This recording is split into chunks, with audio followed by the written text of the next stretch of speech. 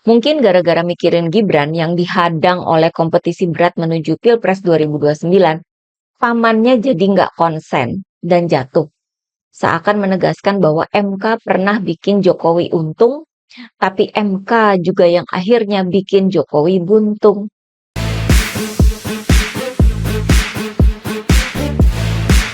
Hai teman-teman, jumpa lagi dengan saya, Nina Nur. Tahun yang baru ini dibuka dengan sebuah gebrakan yang dahsyat. Makan gratis. Oh bukan dong, kalau rasanya hambar, nggak pakai susu, dan datangnya telat, ya bukan gebrakan dong namanya. Itu sih PHP namanya, ya nggak? Oh enggak, kita nggak akan membahas soal makan gratis yang gizinya patut dipertanyakan itu ya. Kita akan membahas soal putusan MK terbaru yang bakal membuka era baru dalam penyelenggaraan pemilu di negara ini, yakni soal penghapusan ambang batas presidensial atau presidential threshold atau PT 20%. Dengan kata lain, semua partai politik peserta pemilu memiliki kesempatan untuk mengusung pasangan calon presiden dan wakil presiden. Jadi, misalnya PSI kan bisa mengusung Kaisang jadi cawapres. Tentunya Gibran sebagai capresnya. Itu contohnya ya, tinggal dicek aja dengan persyaratan pencalonan lainnya. Kalau tembus, ya bisa maju itu. Bikin sejarah baru di Indonesia. Pasangan kakak adik, nyapres. Nah, putusan MK ini tentu disambut hangat oleh para pengamat politik ya, karena akan membuka ruang bagi tumbuhnya demokrasi. Akan makin banyak pilihan calon buat rakyat, sehingga akan tergantung sekali dengan kualitas individual calon presiden dan wakil presiden ini.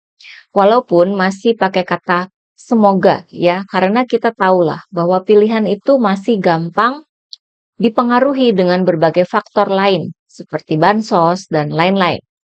Semoga saja 5 tahun ke depan kualitas SDM bangsa kita makin tinggi, makin cerdas. Nggak hanya melihat gemoy-gemoynya aja. Putusan MK ini cukup mengagetkan juga ya, karena soal PT 20% ini sudah 36 kali digugat di MK sejak tahun 2017. Yang menggugat itu termasuk dari partai politik dan elit politik ya. Nah ini yang dikabulkan malah dari 4 orang mahasiswa. Sehingga ada pengamat juga yang menduga-duga, sepertinya ada sesuatu nih di MK. Sesuatu yang positif tentunya ya, karena kita semua tahu MK pernah tercoreng ketika meloloskan Gibran menjadi cawapres tahun 2023. MK memang pernah bikin Jokowi dan keluarganya beruntung. Jelas sekali dengan adanya cawe-cawe pamannya Gibran waktu itu kan. Tanpa ada pamannya di MK, Gibran gak bakalan bisa jadi wakil presiden ya. Namun makin ke sini, MK seakan makin menjauh dari keluarga Jokowi. Bisa kita lihat sebelumnya dari putusan di bulan Agustus tahun lalu, yang menyebabkan gagalnya Kaisang maju di pemilihan gubernur dalam pilkada. Seakan paman Gibran di MK itu sudah berkurang pengaruhnya. Dan beberapa hari lalu, pada hari kedua tahun ini, MK pun seakan menegaskan bahwa MK sudah putus hubungan dengan yang namanya kepentingan Jokowi dan keluarga. Pamannya Gibran, walaupun dia memiliki pandangan yang berbeda dengan para hakim lainnya, sudah nggak berdaya lagi. Pamannya Gibran ini sudah tidak bisa lagi menyetir hasil putusan MK seperti dulu. Kemudian hari ini ada berita bahwa pamannya Gibran ini kabarnya terjatuh ketika sedang berjalan, sehingga beliau ini harus dirawat di rumah sakit. Tentu saja kita ya mendoakan agar beliau cepat sembuh dong ya. Namun di lain pihak, saya kok otomatis jadi menduga bahwa bisa jadi jatuhnya itu karena banyak pikiran. Di berita itu kan bilangnya jatuh ketika sedang berjalan, kesandung atau apa gitu ya. Bisa jadi kan karena lagi banyak pikiran, sehingga jalannya itu nggak konsen. Pikirannya itu ya mikirin lolosnya putusan MK yang menghapuskan PT 20% itu.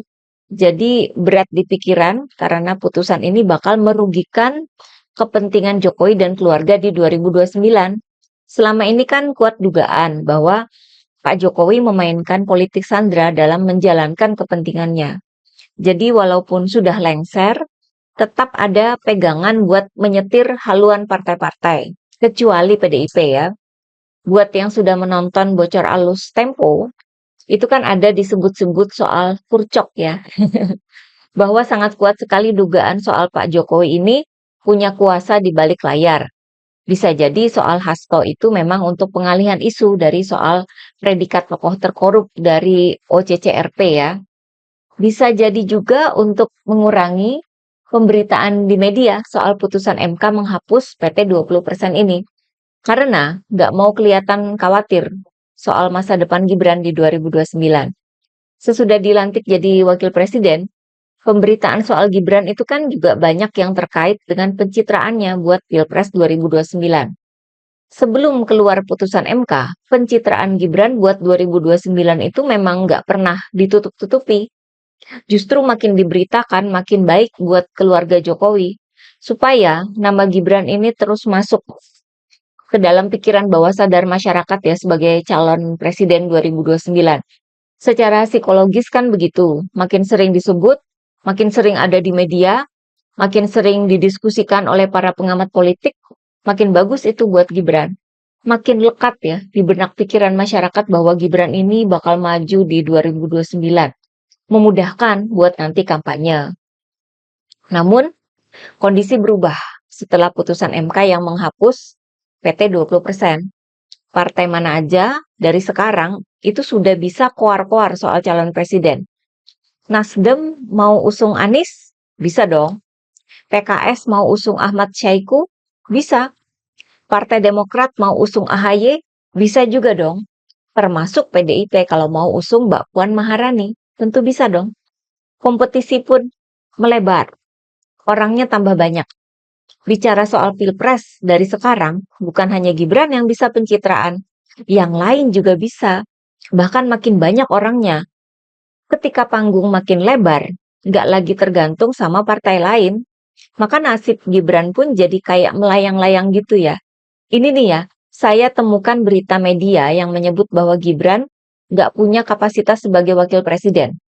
Gibran disebut culun, bingung, dan linglung. Sehingga pencitraan Gibran selama ini, setelah adanya putusan MK itu menjadi senjata makan tuan. Memang namanya muncul terus di berita, tapi kan kompetisi sekarang makin ketat, makin kuat. Saingan makin banyak. Erick Thohir pun bisa maju nyapres nanti. Tinggal nyari satu partai peserta pemilu. Sandiaga Uno juga bisa kalau mau nyapres. Partai sudah ada kan, P3. Erick Thohir masih bisa pencitraan lewat sepak bola dan lain-lain. Karena kan masih juga jadi Menteri BUMN. AHY juga sudah jadi Menteri Koordinator. Panggungnya mereka itu banyak ya. Gibran sudah nggak bisa lagi mendominasi soal 2029. Ini adalah dampak terberat dari putusan MK yang menghapus PT 20% itu terhadap kepentingan politik keluarga Jokowi. Kecuali nanti Pak Jokowi memainkan politik sandra lagi, misalnya ya, yang sanggup mengumpulkan banyak partai dalam satu koalisi lagi untuk mengusung Gibran. Nah, itu baru deh kesempatan Gibran di Pilpres 2029 itu bisa terbuka lebar. Tapi pertanyaannya, apakah bisa seperti itu?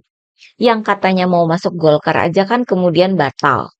Lalu kok nggak masuk ke PSI aja? Kita pun menduga bahwa yang ditarget pastinya partai besar pemenang pemilu. Makanya ini kan kabarnya PDIP lagi diganggu. Kalau Gerindra, saya kurang yakin ya kalau Pak Jokowi dan Gibran itu mau masuk Gerindra. Soalnya di Pilpres 2029 sepertinya Pak Prabowo bakal maju lagi. Masuk Gerindra ya sama saja dengan membantu Pak Prabowo lagi. Sementara kan targetnya pasti posisi presiden dong. Nah itu ya, mungkin gara-gara mikirin Gibran yang dihadang oleh kompetisi berat menuju Pilpres 2029, pamannya jadi nggak konsen dan jatuh. Seakan menegaskan bahwa MK pernah bikin Jokowi untung, tapi MK juga yang akhirnya bikin Jokowi buntung. MK itu sekarang jadi seperti sumber karma buat Jokowi dan keluarganya. Gara-gara putusan MK itu pula, Prabowo pun dengan leluasa bisa melontarkan sindiran ke arah keluarga Jokowi. Ini ya, seperti yang disampaikan oleh Sekjen Partai Gerindra Ahmad Muzani, bahwa Gerindra menyambut positif putusan MK itu. Namun, Pak Prabowo sendiri belum mikirin soal Pilpres 2029, karena lebih fokus ke pekerjaan utama beliau sebagai presiden. Saya kira ini merupakan sindiran terhadap keluarga Jokowi ya. Siapa sih yang mikirin Pilpres 2029 yang terus aja pencitraan sejak punya jabatan baru? Siapa lagi kan? Ya wakil presiden dong. Masih pada ingat kan sama ramenya soal program lapor Mas Wapres itu? Ya kalau Gibran memang mau maju di Pilpres 2029 itu sih hak dia ya. Hanya saja kondisinya sekarang sudah beda. Sehingga bapaknya maupun Gibran mesti berupaya lebih berat lagi untuk mewujudkan keinginan itu. Kita rakyat ini hanya bisa melihat perkembangannya. Oke, bagaimana pendapat teman-teman? Terima kasih atas perhatiannya. Begitulah kura-kura.